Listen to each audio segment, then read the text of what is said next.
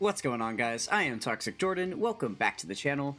So today we are going to be covering some World Tournament news. The 57th World Tournament is about to go live here. Actually, right now. It should be live right now. Cool. So yeah, we are going to hop in and do our first initial runs here in the video. But first, there's a couple things I want to take a look at on the wiki here. So yeah, the very first thing for me to mention is my goals for this World Tournament. I want to get here. Top 200 would be ideal. This would give me enough hidden potential system orbs to rainbow a unit of every typing. That is definitely the main goal for placing high in these World Tournaments, is to get those potential orbs. As well as the Dragon Ball Saga Summon tickets, the World Tournament tickets, I guess as they call them here, would be very nice. I actually don't know. It looks like you just jump up by one. Okay, so if I were to get top 100, I would get one extra Dragon Ball Saga Summon ticket, and then if I were below by one, do I lose one? I don't. Okay, so worst case, if I'm not able to get top 200 and I only get top 500, I don't lose out on any of the Dragon Ball Saga Summon tickets, so that's good to know. And then I would assume you lose one here. Yeah, okay. So then I guess the very, very bare minimum would be top 500, but ideally I really want to push for top 200 here, and then obviously it would be amazing if I could get top 100, but I do work this weekend, so we'll see. Maybe if I can switch some shifts around and get my, my days off that are during the week next week, work those days and then have the days off during the weekend. We'll see what I can maybe accomplish here. But yeah, top 100 would be definitely a tough journey, but I think I can do top 200. So this is kind of what I'd be looking for as far as my goals here. So I want to take a look at some of these tweets. Shoutouts to Misaka for doing all of this awesome data collection and putting all this stuff together for us as members of the community. So there are a couple little guides here that they've put together. One of them here, this shows the point pools. So basically shows you here on the left is all the rankings for those players, and then each subsequent World Tournament, and showing you how many points that place had at the end of the World Tournament. So basically it just kind of gives you a heads up of, like, if you're trying to shoot for a specific place, this is a good way to know up front how many points you're going to need to farm up by the end of the World Tournament in order to approximately be around that place. Now, these charts have fluctuated over time, just as, different World Tournament strategies have been employed. One thing that changed made these numbers shoot up drastically was when the Piccolo Jr. Giant form first dropped, because obviously that was a huge game changer, having that start of turn active skill that could just destroy all the enemies immediately. You don't have to worry about using items, you don't have to worry about selecting key spheres, waiting for super attack animations, so it just made the event so much quicker to run that all of these numbers jumped up by like hundreds of thousands, right? Or I suppose hundreds of millions even. So yeah, but since that meta has started, the World Tournament has been pretty consistent. I guess the last thing that changed these numbers a little bit was the fact that at some point they added it where you no longer had to grind up to times 30 rank, and you could just start at the very beginning of the World Tournament with times 30 rank. So that was another thing that kind of added a little bit more points to the pool. But since then, we've had a pretty consistent World Tournament meta. There hasn't really been too much difference. So these numbers have stayed pretty stagnant. So if we're looking at 200th place here, you can see we're looking at anywhere between like 250 to 350-ish million points. So I guess I'm going to be shooting for about like 275 million will be the goal here. So yeah, I've got a lot of work to do to get that, but yeah, it's good to know that up front, that in order to achieve this, oh yeah, they even have the averages right here on the right column. Perfect. So 280 is the average here. Obviously, we can see some of these World Tournaments were boosted up a little bit higher than others, probably just because of this part down here at the bottom. So this isn't a perfect list. There's definitely some gaps in here, information missing is what I mean, basically. Yeah, so like this first column shows the World Tournament LR card that you would earn for free while playing. This second column here shows any new Dokkan Awakenings for World Tournament units, and then this bottom column here shows brand new releases of World Tournament SSRs.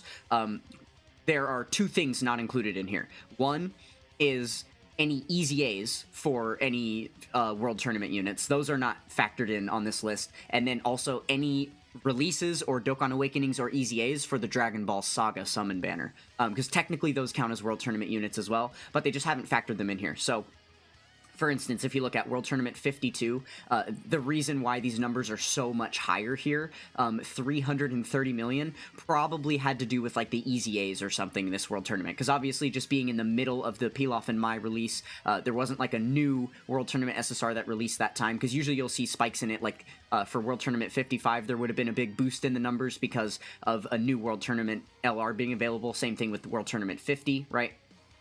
Things like that. But there was probably some hype EZAs or something like that on this one.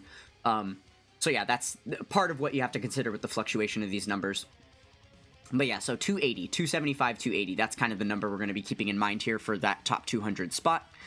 And I suppose just shooting for 300 flat would put me in a pretty safe place where it's pretty doubtful that I wouldn't be able to achieve my goal with 300 million points, right? Okay, so then the other chart... this chart here is the exact same information, but it just tells you, instead of number of points accumulated, it's number of wins.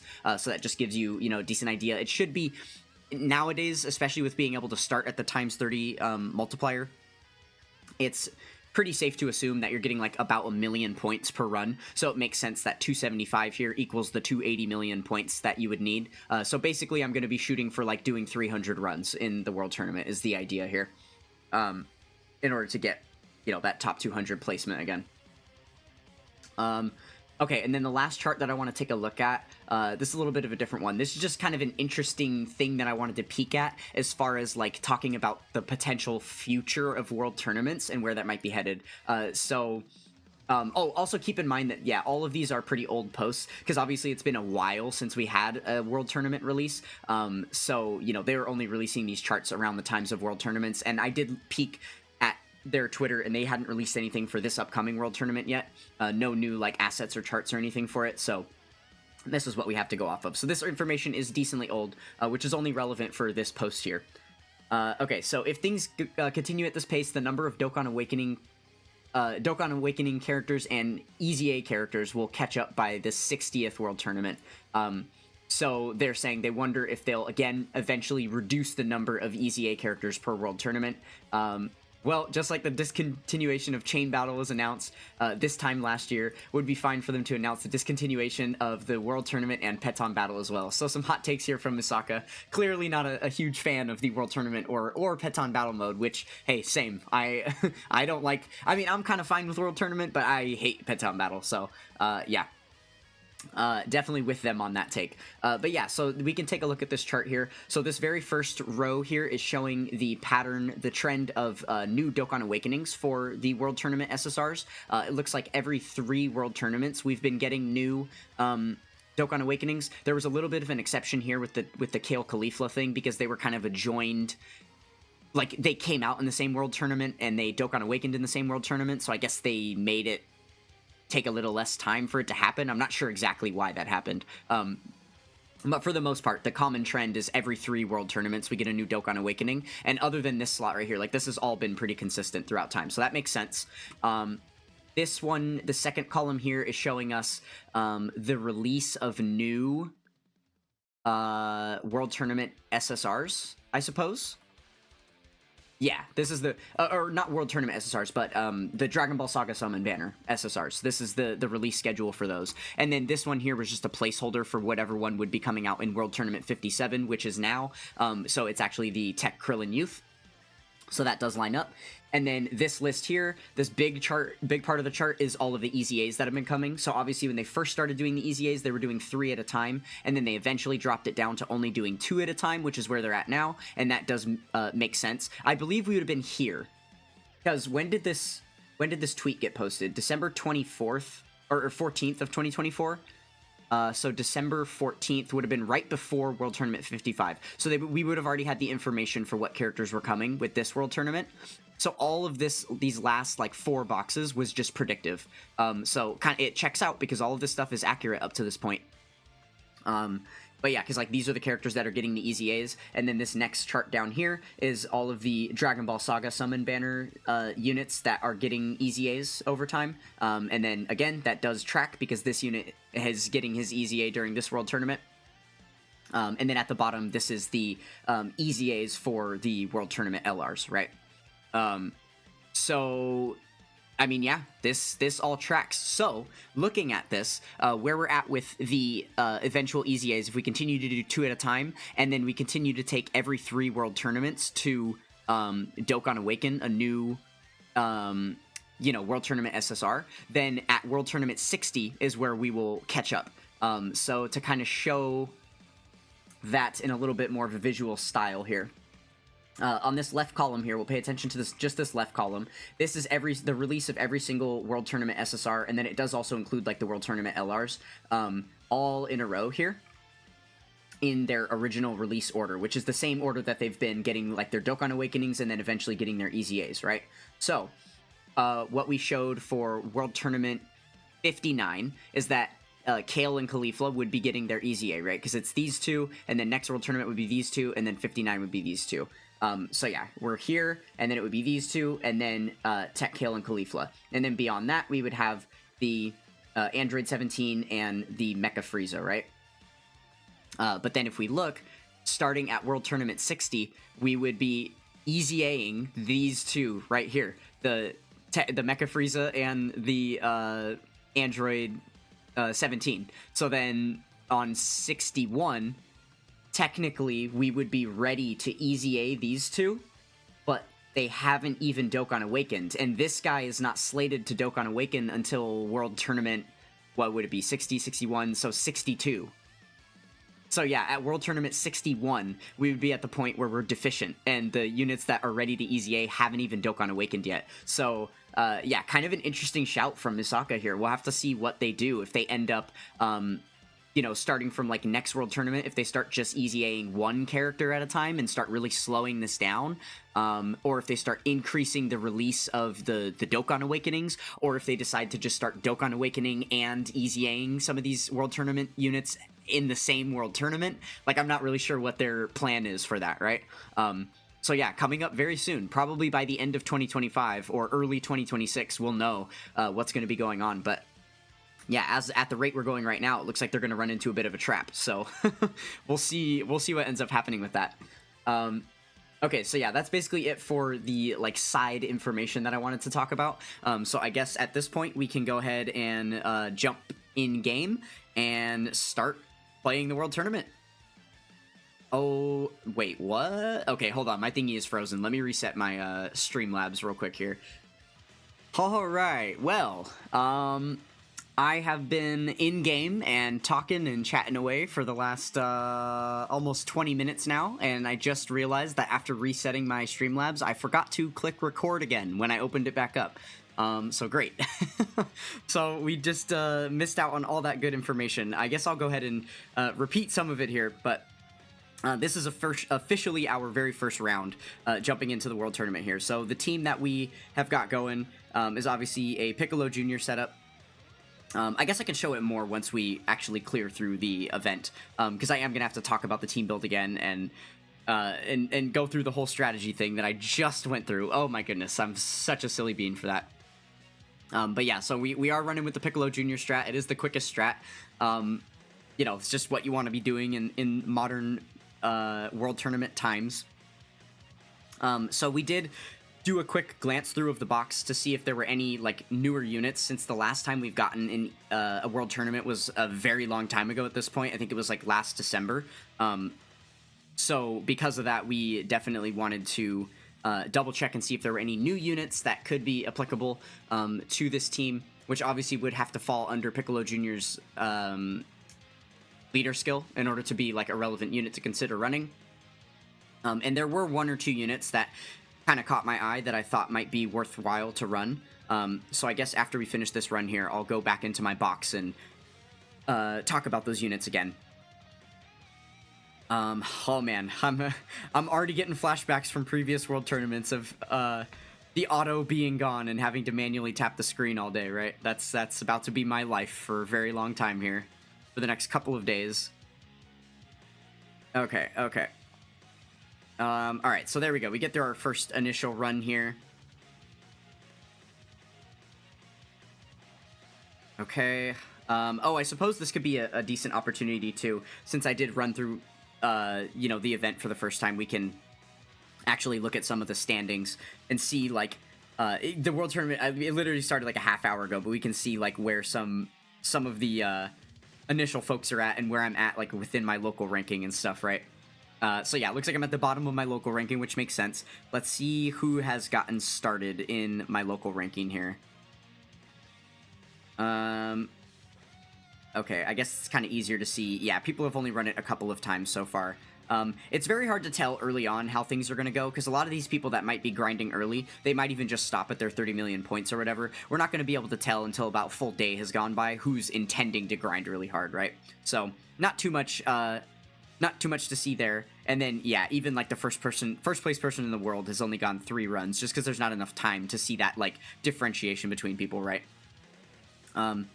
Okay, so taking a look at the team here. Oh, I literally can't change the team. Okay, boo. Because we're in the middle of a World Tournament run now. So yeah, let me jump out of the World Tournament, and then we'll just go into the team tab and do it this way. Oh, it can't be edited because it's a part of it. That's dumb. Okay, well, this is the team that we're using right now. So we have the Piccolo Jr., who obviously is our main attacker. And then just in case he is not on rotation at any given point, we have the STR AoE Piccolo here. And then we have, you know, the physical Dragon Ball Super Broly. And then this is a unit I just added back onto the team. So what my team build looked like before was, in place of him, I had the... oh, my music paused there. I had the AGL Super Saiyan Gotenks. I guess I can just point him out in my box here. Let's just do this. This guy here. So I added him to the team because it's a lot easier for him to get the, you know, 12 key that he would need to launch his AoE, rather than, you know, the 18 key that this guy needs in order to launch his AoE super attack. But post-EZA, now it seems like it's going to be a little bit easier to get that again, so I think this could be a more viable unit to run. And then obviously the benefit of that is that he's an LR character, so he's going to have a higher team cost than the Gotenks, which means you're just going to be facing off against tougher enemies, which gives you more points overall, right? So yeah, that's definitely something to consider. And then the only other unit that I saw in here that would have been notable as someone that's on Piccolo Jr.'s category is this guy. So now obviously he's not an AoE unit or anything like that, and he wouldn't be here as a damage dealer, but he is providing a massive amount of support here. He's doing 50% support, and then the additional 10% for Demonic Power category allies, which Piccolo Jr. should be on Demonic Power, right? Because he is a Namekian. Yeah, so Demonic Power. So he's going to be giving him 60% attack support, which is really good. That's going to be basically double what we would be getting from the, you know, from either of the Ginyu Force LRs here that are only giving like 30% attack support. But one really big thing that's kind of weird about it is that the Ginyu Force cards, being free-to-play LRs, have a 99 team cost, and for some reason, the Demon King Piccolo here only has 59% team cost, or 59 team cost. So that hurts you a little bit, I guess. You're going to be getting more support overall, but then the team cost goes down, which just hurts, like, the, you know, strength of your enemies and stuff like that. So I'm not sure what would be a better trade-off, right? Because it is very rare, even with this older build, that I have been using for World Tournament, even with this build here, for us to, like, not one-shot all of the enemies with Piccolo Jr. That is very, very rare at this point, right? So I think unless we run into situations where we're not one-shotting and we feel like we need the additional attack support, then maybe we would put the other Demon King Piccolo on there. But for now, it kind of feels like this build still just works. It's still just fine, right? So the main question mark for this team is going to be the Giant Ape Vegeta. I want to see how easily he's able to get himself to the 24 or to 18 key. Because if we still have to use, like, historically what would happen is you would have to use items. Let's go ahead and jump back into World Tournament. We'll do a couple more runs while I keep ranting here. I did this entire part of the rant, you know, prior to jumping in already. So we'll just do it while we're grinding now, since I have to re-say everything I already said. Okay, as far as setting up your friend lead, you definitely want to filter by Extreme Int Namekians. That way it's super easy to get yourself a Piccolo Jr. friend and jump in. But yeah, so I do want to factor in. What was I saying? Oh, about the Giant Ape Vegeta. So historically, when you're using him, what you would have to do is you would have to use 2 items on the run you're using him, right? Because obviously, if there's a Piccolo Jr. on rotation, you're just going to prioritize the active skill, and then you're fine, right? But the only time you would ever need to be using that card, like for his AoE, is if you didn't happen to have a Piccolo Jr. on rotation. But what would happen is, typically speaking, he would spawn in with not enough ki to be able to do the 18 ki super. So you have 2 options there. You can either let him get hit in slot 1 to gain the ki that he gets from his passive, which is never a good idea because you don't ever want to get hit in the World Tournament, right? You never want to get touched. So more realistically, what you're going to be doing on that turn is you're going to be using first a Ghost Usher to remove the enemy's attacks so that you don't get hit, but then because you're not getting hit, now you have to use a key up item in order to make sure he can get his 18 key super off, right? So the fact that you have to use 2 items on any given rotation, if that unit is going to be on your team, or like, you know, be your designated attacker, just really hurts you and makes the runs take a lot longer. That was why I opted to go for the AGL Gotenks instead.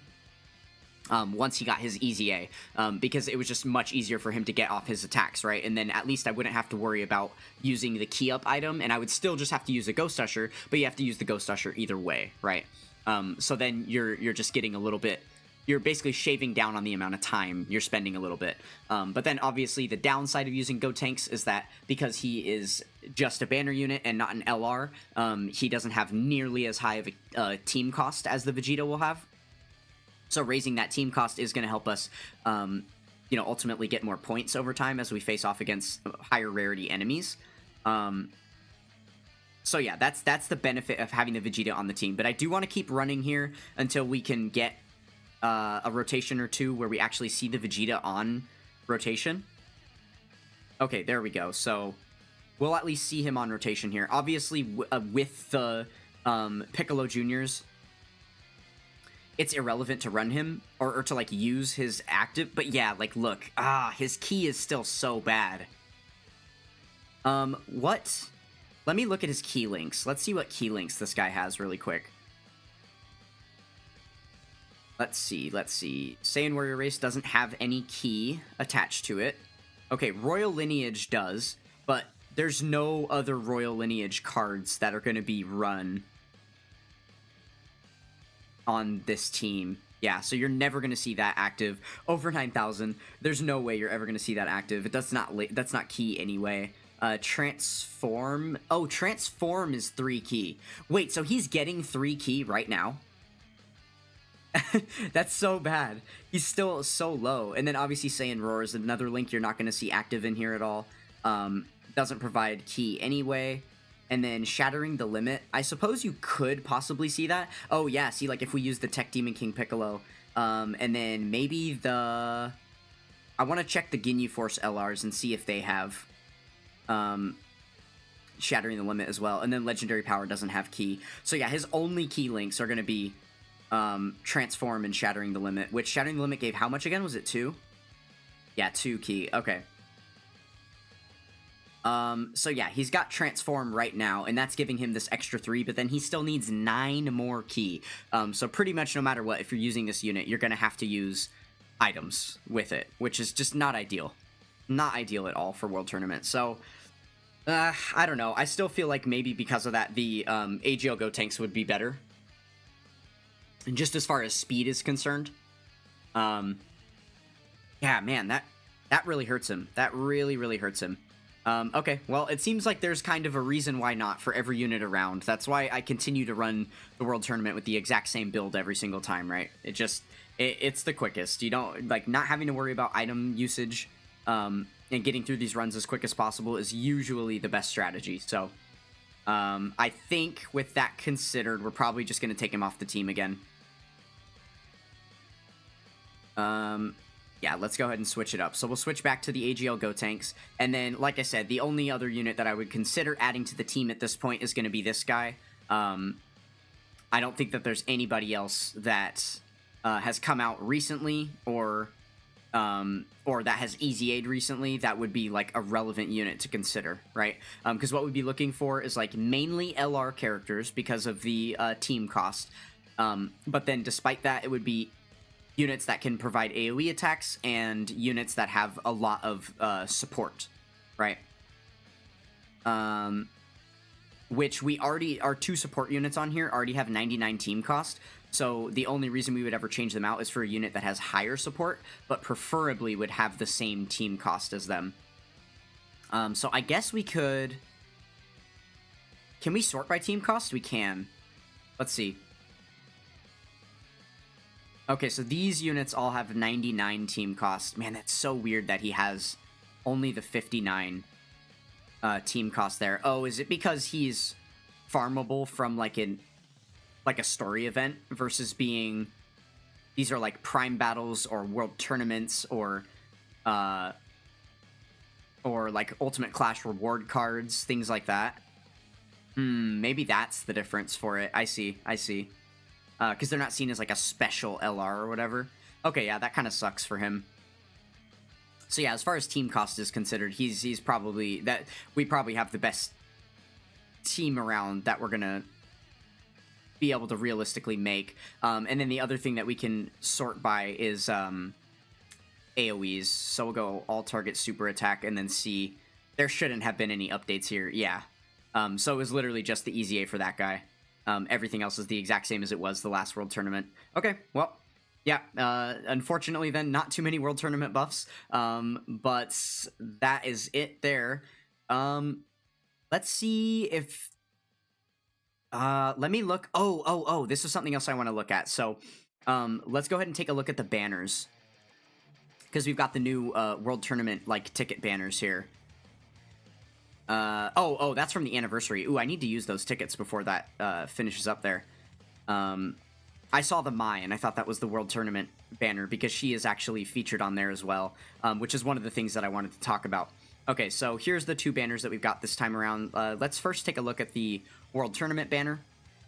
So obviously we have the 2 units that are going to be EZAing during this World Tournament, and then as well as the units from the previous couple of World Tournaments. I don't think that there's anything... I don't think that there's a lot that I need on here. Gotenks, Goku Black... 17 and 18 Pan and Hit, and then the Masked Singer. Okay, let's go take a look in my box. Conveniently enough, I've got this tag. So I have a World Tournament tag. Let me go by activation. That'll be an easier way to check through these. There we go. So for all of the units listed there, do I need any of them? Are any of them not at 100% yet? Let's see. The Masked Ningen is at... oh, that's his SSR copy. Okay, no. We definitely don't need that. Let's see here. That's Hit's SSR copy. He's rainbowed for sure already. Oh, yeah, Goku Black.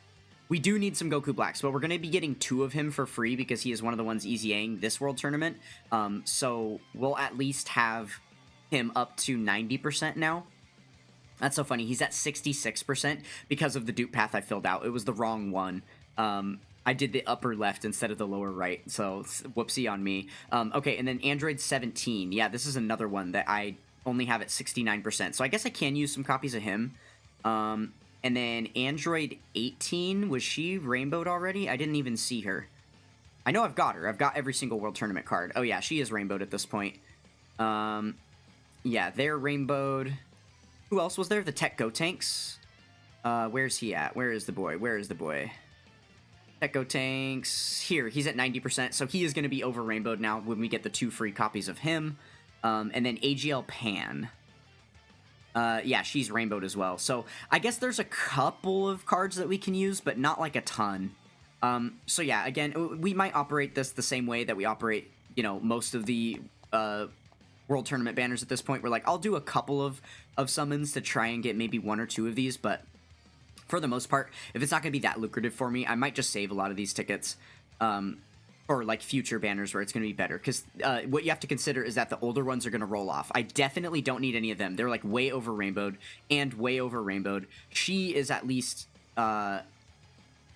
yeah, I have her top copy rainbow, but I don't have an SSR copy of her. But I also have tons of the Satan signatures where we're going to be able to go and pick them up. Oh, yeah, we have to check that too, because there should be some new units added into that as well. And then same deal with the Pan. She's rainbowed now. I don't have the SSR of her, but again, we can wait to pick her up with Satan signatures. And then, yeah, we do need multiple copies of him, and then he's rainbowed as well.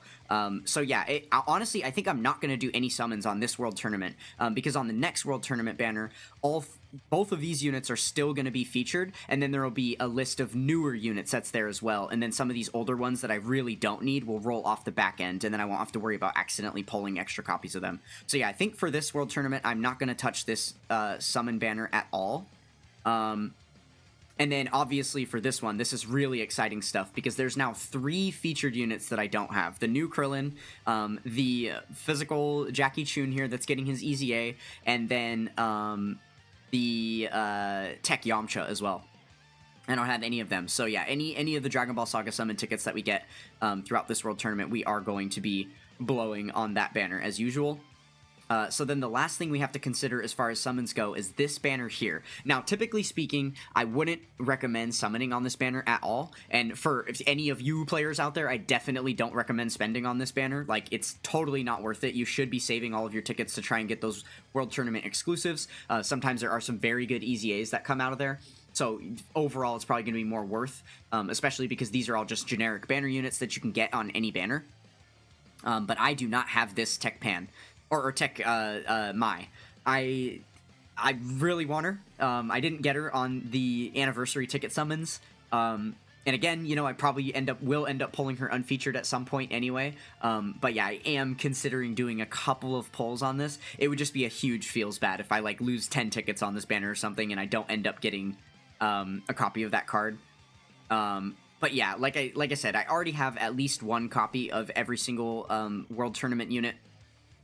And for the most part, like as you saw in my collection there, I have quite a few of them rainbowed. And if you consider that they give us the free copies every time they EZA them, and then the last thing that we'll look at here is the... Hello?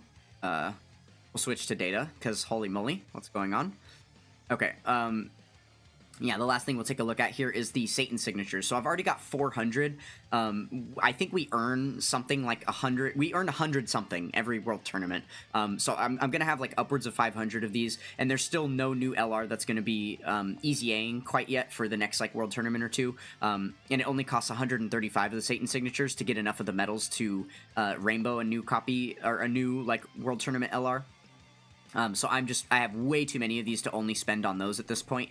So basically what we'll want to be spending them on is like SSR copies of these. But every character that's available in here so far, starting from this one all the way down here and then going all the way up, I have SSR copies of every single one of these already. And then I think even with the 2 new ones, yeah, we already checked that we had Hit and Mighty Mask. We have both of them over rainbowed at this point, so there is still no reason for me to use Satan signatures on any units, and I've got all of these left over, which is enough to buy 10 copies of units as of right now.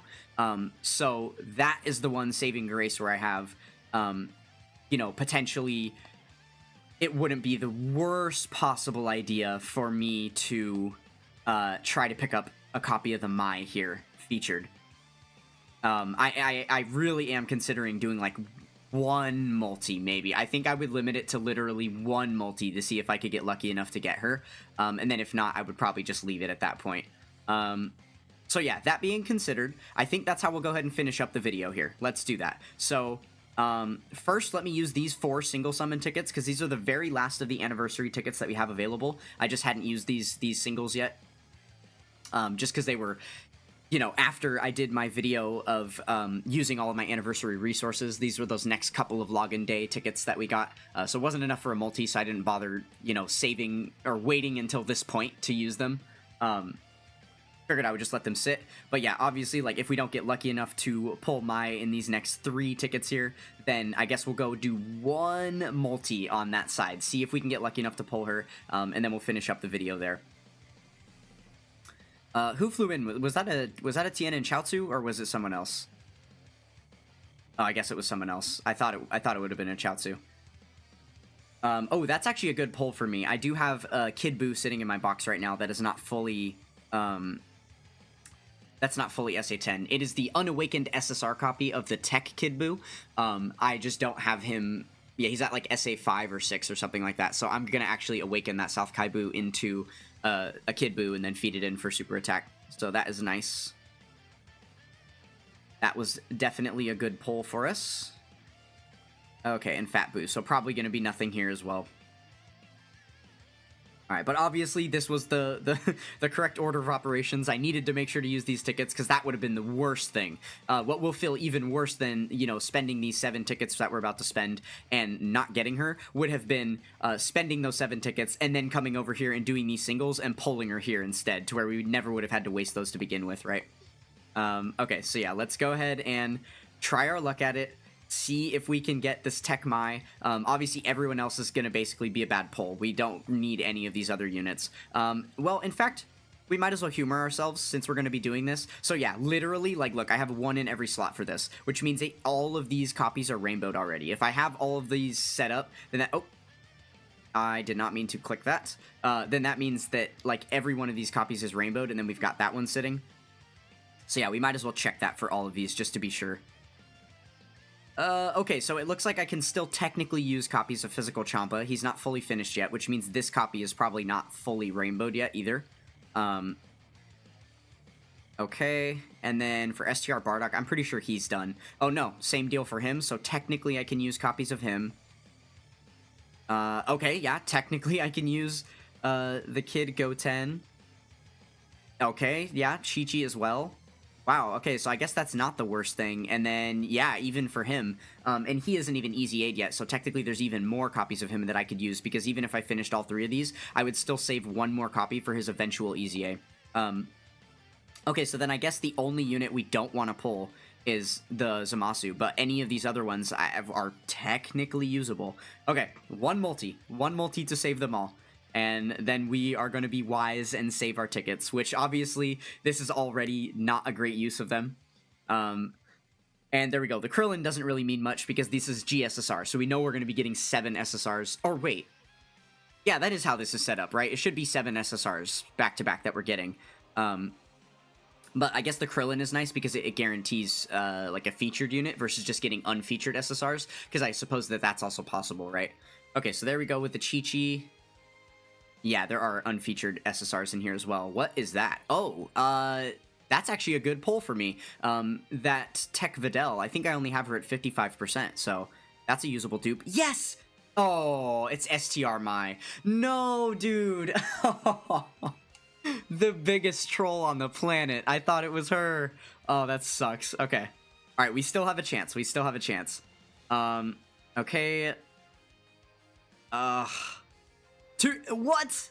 2 of him unfeatured in a row? There's no way. And that's it. Okay. Alright, well, I will take that troll. That's fine. Oh, dude. What are the chances of pulling an unfeatured Mai over the featured one? Oh, goodness gracious. That's so annoying. Okay, well, unfortunately, we did not get her. But yeah, I am going to save these tickets, because these tickets are very, very rare, right? You get, like, less than 10 or something per world tournament, maybe like 12 or something like that. So yeah, definitely not a good idea for me to just continue to blow these. I'll just wait to get Future Mai at some point in the future, I guess. All right. Well, yeah, now I have got to finish up my recording session for the day. It has been a long day of recording. I woke up at about 4 p.m. today and started recording. It's now 12:30 a.m. So yeah, it's been what, like 8 hours straight of recording videos, because I needed to make sure I had to have enough videos recorded to carry me through the entire World Tournament weekend so that I don't have to stop playing the World Tournament to work on those. And then throughout the weekend, I'll be, you know, editing videos and making thumbnails while I grind hard in the World Tournament. But yeah, that is the last little break that we're going to take from World Tournament to do anything else YouTube related.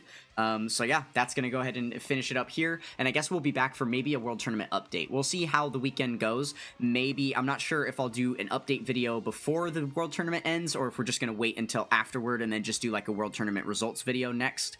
We'll see. We'll see. Maybe, actually, probably what I'll do is a summon video, right? once we finish all of the world tournament, like once we get all of the missions done and everything like that, we're gonna have a solid amount of tickets to use. So maybe we'll come and do an update video, show you guys where I'm at, and then do some summons with all the tickets that we've gotten thus far, and then maybe we could do like one more summon video at the end after the results are revealed and we get our, you know, distributed rewards from like our ranking and everything. So we'll see. Haven't fully decided on that yet, but this is going to be sayonara for now. So thank you guys so much for sticking with me. Don't forget to check out the links in the description below. That's going to do it for this one, and I will catch you guys next time. Peace.